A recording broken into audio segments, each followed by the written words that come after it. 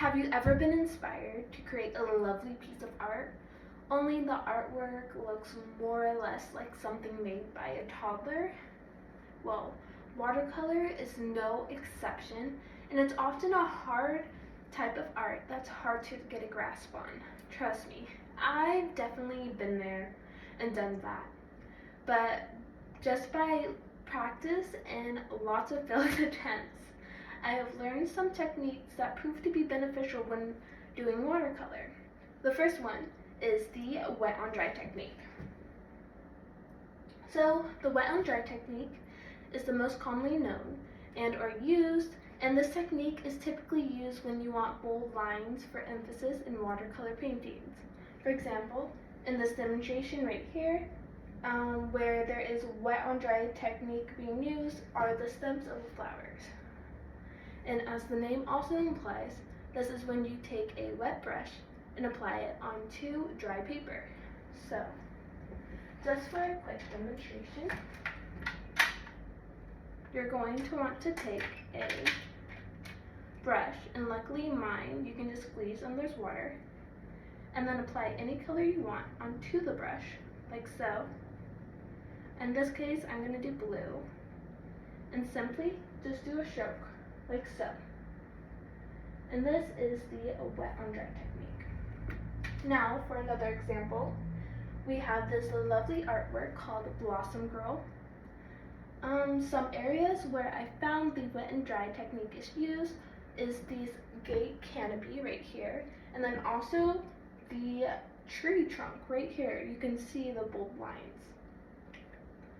Similarly to the wet on dry technique is the wet on wet technique.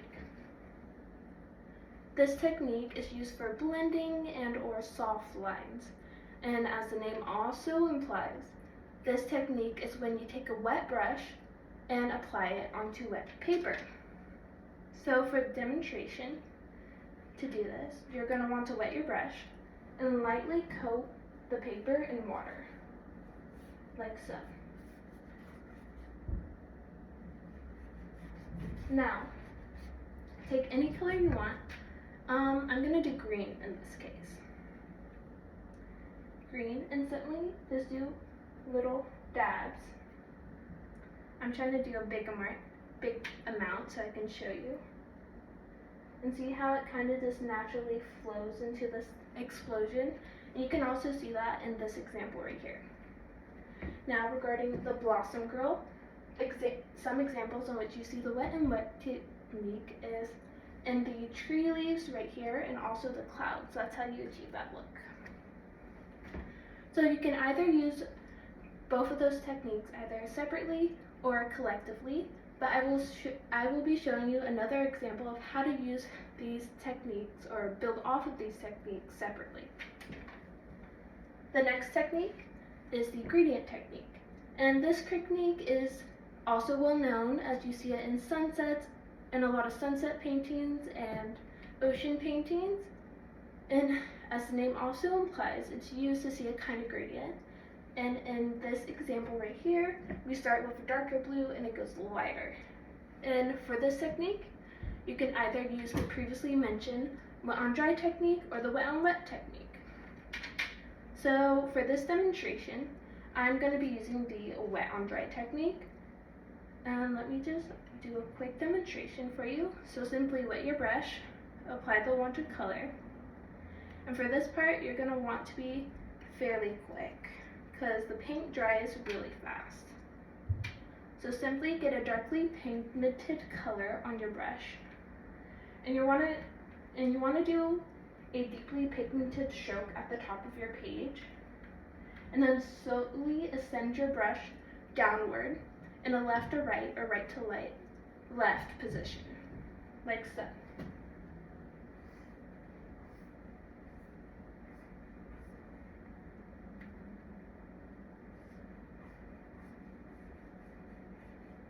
And as you can see, we start with this darker blue right here and a lighter blue right here. Now, regarding the Blossom Girl as well, where we see this technique being used is the clouds. We can see an onset of blue, pinks, and even whites and yellow. Now, as you can see, Knowing just a couple techniques can help watercolor painting dramatically. So as a recap, what we went over today was the wet on wet technique, the wet on dry technique, and the gradient technique. And just by knowing some of the basics and continuing off of that will enhance your artistic ability in watercolor. So hopefully today you'll take the knowledge that you have gained and make your own artistically beautiful paintings. And hopefully it won't turn out looking like something a kindergartner has made. And then if you're all curious, here are some resources in which you can look up more techniques and also the direct site to the painting I used in this demonstration. Thank you.